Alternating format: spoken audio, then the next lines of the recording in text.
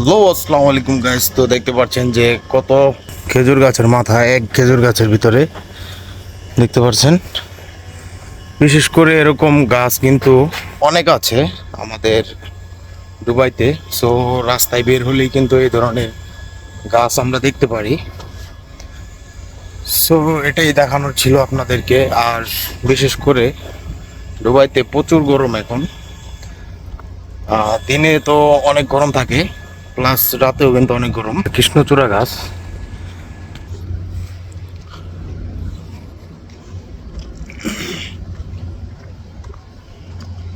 গরমের দেশ, গরম থাকবেই স্বাভাবিক। বাট প্রতিবারের তুলনায় এইবার একটু গরমটা অনেক বেশি, মানে সহ্য করার মতো না। তো এখানেও আবার দেখাই, এখানেও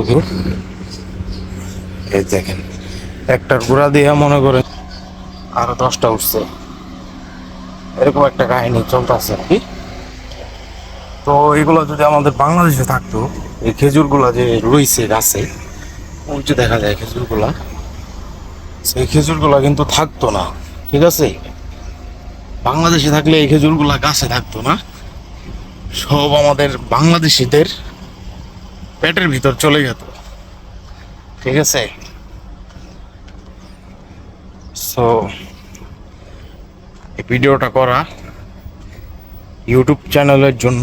সো সবাই লাইক কমেন্ট শেয়ার দিয়ে পাশে থাকবেন, আর চ্যানেলটি অবশ্যই সাবস্ক্রাইব করে দিবেন।